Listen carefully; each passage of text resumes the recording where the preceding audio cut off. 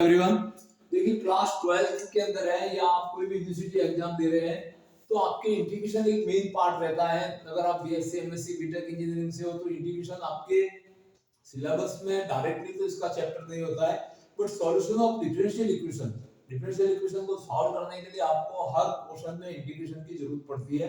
तो अगर आपका इंटीग्रेशन पे कमांड अच्छा नहीं है तो आप यूनिवर्सिटी एग्जाम में भी आप फ्लॉप हो सकते हैं। तो इसी तरह से इंटीग्रेशन को एक रिकैप लेने के लिए जनरलाइज किया जा रहा है यहाँ पे कि इंटीग्रेशन ऑफ इरेशनल फंक्शन के अंदर ये चार पोजीशन हमेशा ध्यान में रखनी है। इसके अलावा भी कई पोजीशन बनती है, बट बेसिक इन चारों को आपको ध्यान में रखना है। अगर न्यूमरेटर के अंदर कोई क्वाड्रेटिक फैक्टर है और इरेशनल पड़ा हुआ है, मतलब ये रूट के अंदर है, तो यहाँ पे आपको इसका इंटीग्रेशन करने के लिए या इस फॉर्मेट के अंदर है या इस फॉर्मेट में है, इन दोनों के लिए आप देख सकते हैं, इन दोनों के लिए जो मेथड निकल के आता है इनको परफेक्ट स्क्वायर बना के आपको सिंपलीफाई करना होता है। इस दोनों टाइप के इंटीग्रल के लिए परफेक्ट स्क्वायर मेथड बेस्ट है। और ये दोनों जो पोजीशन बनती है आपको अक्रॉस बताई जा रही है, वन इज लीनियर फैक्टर, तो इसमें आपको सेकंड और थर्ड पोजीशन के लिए पहले ये ध्यान रखना है कि इसमें इसका अगर सब्स्टिट्यूशंस मेथड से हो रहा है तो सब्स्टिट्यूशंस मेथड में आपको ले जाना है।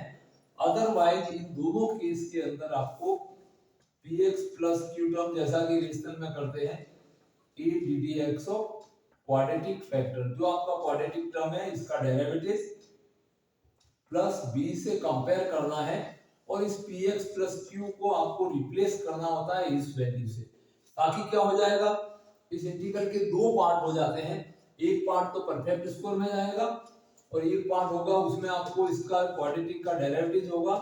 तो ये जो पार्ट है ये सब्स्टिट्यूशंस में बदल जाता है, ये सब्स्टिट्यूशंस मेथड को फॉलो करता है after getting a and b, और जो b के साथ जो वैल्यू रहती है ये आपके परफेक्ट स्क्वायर मेथड को फॉलो करता है। तो इस तरह से इस टाइप की जो इंटीग्रल होती है जिसमें px प्लस q चाहे आपका रेशनल हो या इरेशनल हो, दोनों ही सेंस में इससे कंपेयर करके आप न्यूमरेटर को रिप्लेस करते हैं इस वैल्यू से।